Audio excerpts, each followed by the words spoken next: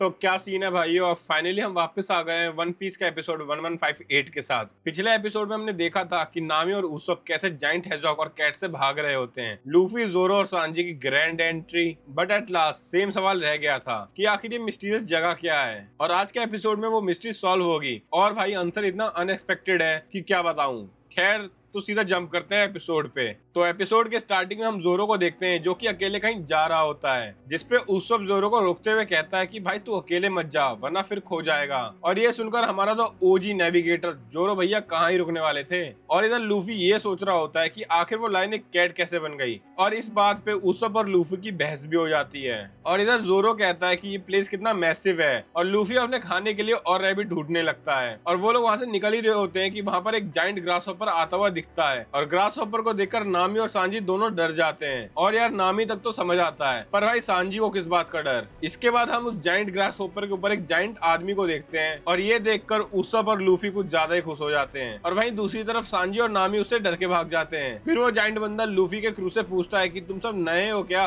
और भाई इसका जवाब देने के बजाय उsopp और लूफी उससे इतने सवाल पूछते हैं कि वो खुद परेशान हो जाता है। और इतने सवाल सुनकर वो बंदा उनसे कहता है कि वो थोड़ा जल्दी में, और वो उन्हें बताता है कि ये जगह सन गॉड से बिलोंग करती है, और सन गॉड ने इस पूरे आइलैंड को बनाया है, और द वर्ल्ड ट्री इस आइलैंड का हार्ट है, और वहां से कई और भी गॉड्स आए हैं। ये सब सुनकर उsopp कहता है कि उसको इस आइलैंड पे पूरा बिलीव है, और वो यहाँ के सभी कस्टम्स को फॉलो करेगा। और फिर वो जाइंट बताता है कि वो इस कैसल के राजा के यहाँ काम करता है, जिसपे लूफी कहता है कि इस कैसल में कोई इंसान भी रहता है। तब जाइंट बताता है कि इस कैसल का मालिक एक कैट है, और तभी लूफी उस जाइंट से सीधा कहने वाला होता है कि उसने अभी उस कैट को पीटा है, लेकिन उससे पहले ही उsopp उसका मुंह बंद कर देता है। क्लासिक उsopp सर्वाइवल इंस्टिंक्ट। फिर वो बंदा और बताता है कि निडल गॉड अभी भूखा होगा। निडल गॉड यानी वही जाइंट हेजॉग जिसे नामी ने इलेक्ट्रिक शॉक दिया था। और फिर ईयर गॉड जो कि एक जाइंट रैबिट है, और इसे तो भाई लूफी खा ही गया। और लूफी फिर से सब सच उगलने वाला होता है कि तभी उsopp उसे फिर से रोक लेता है, और यहाँ पर पूरा क्रू मुंह फेर कर विसल बजाने लगता है, जैसे कि उनको कुछ लेना देना ही नहीं है। और भाई ये सीन काफी फनी था।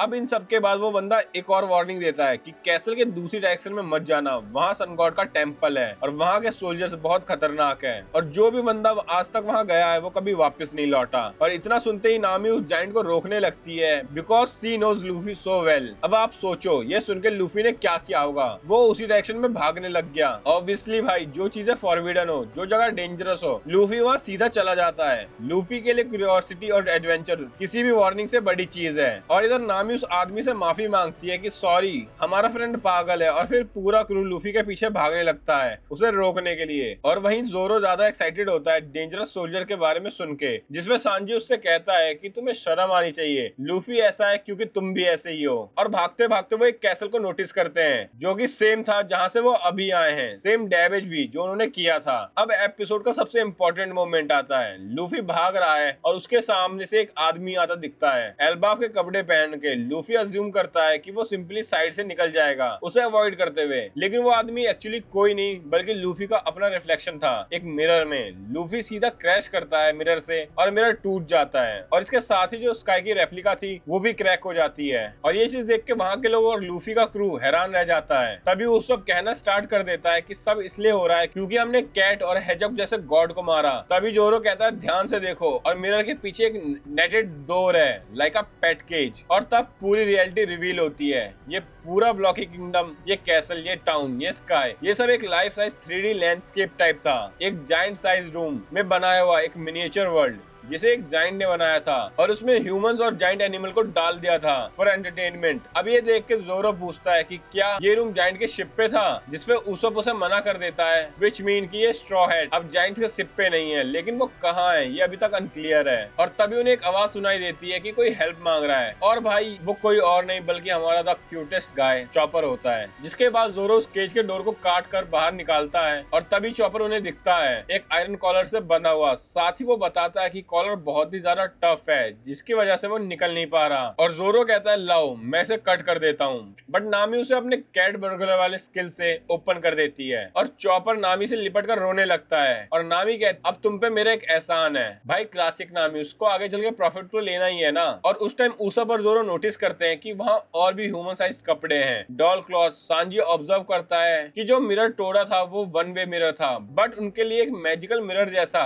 बाहर से अंदर देख सकते हैं, लेकिन लेकिन अंदर से बाहर नहीं। मतलब कोई बाहर से इन सबको ऑब्जर्व कर रहा था बिना सामने वाले को जाने। और फिर सांजी सजेस्ट करता है कि ऐसा मिरर गर्ल्स के बाथरूम में लगाना चाहिए। अब जोरो पूरी इंफॉर्मेशन को प्रोसेस करता है, एक क्लीन डिडक्शन देता है कि किसी जाइंट ने उन सबको बनाया है, उसमें ह्यूमन और जाइंट एनिमल डाले हैं और हमें एंटरटेनमेंट के लिए देख रहा था। जिसपे उसब एक्साइटेड हो जाता है कि रूम जाइंट साइज का है, मतलब ये लोग एल्बाफ में है। जिसपे चॉपर सजेस्ट करता है कि अब निकल लो, बट उसब कहता है हम वापस जाके और क्लूज ढूंढते हैं टाउन में और हमें जाइंट्स को अवॉइड करना चाहिए। लेकिन डिबेट खत्म नहीं होती कि उस रूम के गार्ड्स आ जाते हैं और ये गार्ड कोई ऑर्डिनरी सोल्जर नहीं बल्कि एक जाइंट स्नेक, 3 जाइंट चूहे और साथ ही साथ एक जाइंट क्रो होता है, जिन्हें देख के चॉपर, नामी और उसब की तो जान हलक में आ जाती है। और साथ ही वो समझ जाते हैं कि आखिर अब तक कोई भी इस जगह से वापस क्यों नहीं लौट पाया था। बट लूफी उन सबसे लड़ने के लिए तैयार होता है और इतना ही नहीं, वो तो गियर 5 को एक्टिवेट कर देता है उनसे लड़ने के लिए। फिर उनकी फाइट स्टार्ट हो जाती है। इसी बीच रूम में आग लग जाती है और एग्जैक्टली उसी टाइम सन गॉड खुद उस रूम में एंटर करता है, जो कि बड़ा ही क्रीपी और डरावना सा मास्क लगा रखा था और वो ये सब देखकर शॉक्ड रहता है। उसका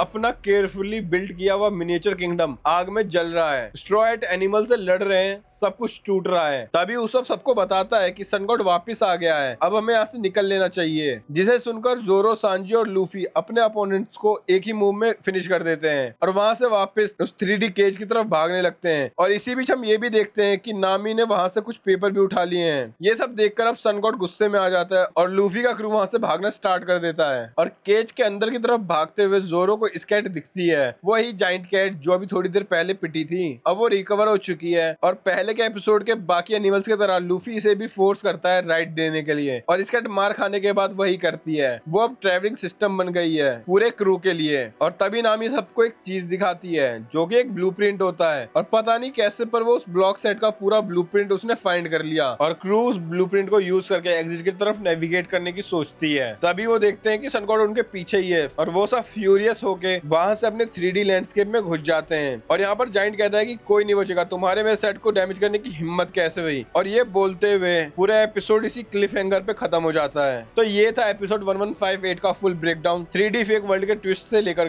गियर 5 की एंट्री तक, साथ ही चॉपर का रीयूनियन और नामी का ब्लूप्रिंट लेना। लेकिन सबसे बड़ा सवाल अभी भी यही है कि आखिर ये फेक सन गॉड है कौन और स्ट्रॉ हैट एक्चुअली एल्बाफ पे है भी या नहीं। मुझसे पूछो तो ये कुछ और ही मिस्ट्री है। आई मीन अगर जाइंट की शिप एल्बाफ पहुंचने वाली है तो पूरा क्रू एक्साइटेड होता और ज्यादा चांसेस है कि हमें उनके एल्बाफ की एंट्री जरूर देखने को मिलती। लेकिन अब तक ऐसा कुछ नहीं हुआ है। बाकी यार अगर वीडियो पसंद आई हो तो लाइक करो, चैनल पर नए हो तो सब्सक्राइब करो और अब हम मिलेंगे नेक्स्ट एपिसोड के साथ। तब तक के लिए bye bye and I hope कि आप इस वीडियो पे बहुत सारा प्यार दिखाओगे।